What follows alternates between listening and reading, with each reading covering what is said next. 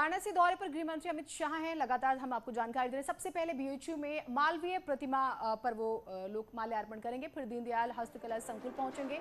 UP की सभी 403 सीटों पर प्रभारियों जिलाध्यक्षों के साथ बैठक करेंगे। बैठक के बाद कोर कमेटी से यूपी चुनाव पर भी चर्चा होगी। गृह मंत्री अमित शाह, उनका जो पूरा कार्यक्रम है वो हम आपको बता रहे हैं। सबसे पहले वो बीएचयू जाएंगे और पंडित मदन मोहन मालवीय, उनकी जो प्रतिमा है उस पर माल्यार्पण करेंगे और फिर यूपी चुनाव पर चर्चा होगी। जिलाध्यक्षों से, प्रभारियों से जिन्हें जिम्मेदारी दी गई है, महामंथन होगा। 2 दिन के बनारस दौरे पर गृह मंत्री अमित शाह।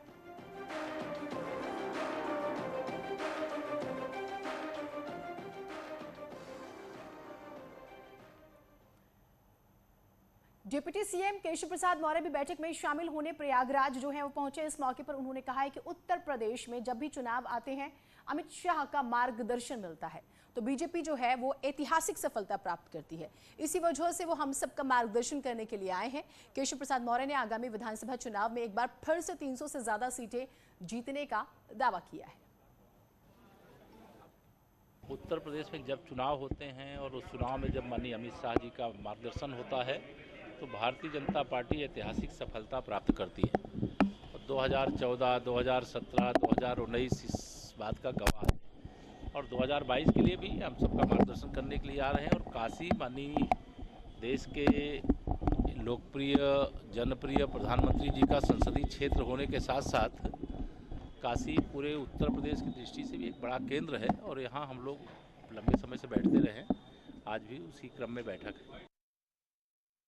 हमारे साथ हमारे सहयोगी जुड़े हैं, उनसे बातचीत करेंगे। बेहद ही महत्वपूर्ण इस दौरे को माना जा रहा है। काशी से शंखनाद हो जाएगा और महामंथन भी होने वाला है और बहुत कुछ तय होगा। तस्वीर भी साफ होगी बीजेपी किस दिशा में और कैसे आगे बढ़ने वाली है, जिसका हम लगातार नजर बनाए। उपेंद्र हमारे साथ जुड़े हुए हैं।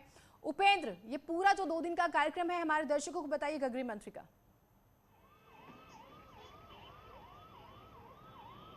हाँ बिल्कुल, देखिए अब से कुछ देर बाद गृह मंत्री अमित शाह, मुख्यमंत्री योगी आदित्यनाथ सबसे पहले जो है यहाँ लंका में बीएचयू गेट पर मालवीय जी की प्रतिमा में पहुंचेंगे, जहां से माल्यार्पण करके इसकी शुरुआत होगी। और हमारे साथ सहप्रभारी सुनील ओझा जी हैं, हम उनसे बात कर लेते हैं।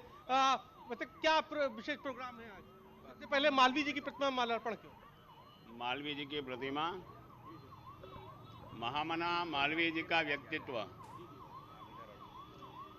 इनको और उनके नेतृत्व को, उनकी शिक्षा, राजनीति, उनको सम्माननीय मोदी जी, सम्माननीय अमित शाह जी, उन्होंने हमेशा सराहा है। उनके चरणों में सिर झुकाकर आगे काम किया है। आज विशेष घटना है। मोदी जी ने 2014, 2019 दोनों बार माल्यार्पण करके आगे बढ़े हैं। फिर से 2022 के चुनावी संग्राम में जा रहे हैं।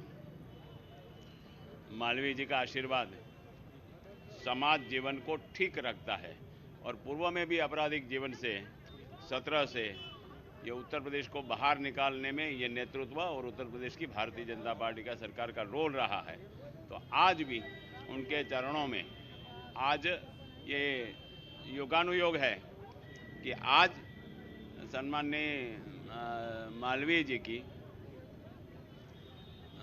12 नवंबर 1946 आज उनकी पुण्यतिथि भी है। तो आज उस प्रसंग पे अमित शाह जी उनके चरणों में सिर झुकाकर चुनावी संग्राम में आगे बढ़ेंगे।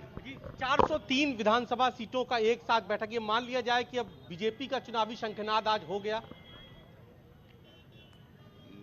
बीजेपी प्रत्येक दिन समाज जीवन का काम करती है, प्रत्येक दिन चुनाव लड़ रही है।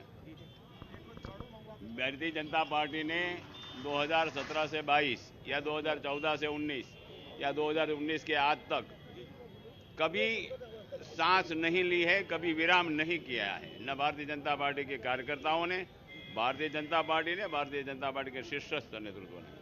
तो आपने सुना हमारे साथ जो है सहप्रभारी सुनील ओझा जी थे, जो बता रहे थे कि किस तरीके से मालवीय जी कितने महत्वपूर्ण है। और अगर हम कार्यक्रम की बात करें तो सबसे पहले यहाँ मालवीय प्रतिमा पर माल्यार्पण के बाद 403 विधानसभा सीटों की जो सबसे बड़ी बैठक है वो होगी, जो दीनदयाल हस्तकला संकुल में है। उसके बाद वहां से नजर बनाए रखिएगा, आपसे हम अपडेट्स लेते रहेंगे जैसे ही कोई हलचल होगी। सहारनपुर के राजकीय मेडिकल कॉलेज से निकाले गए 226 कर्मचारियों की हम बात करेंगे।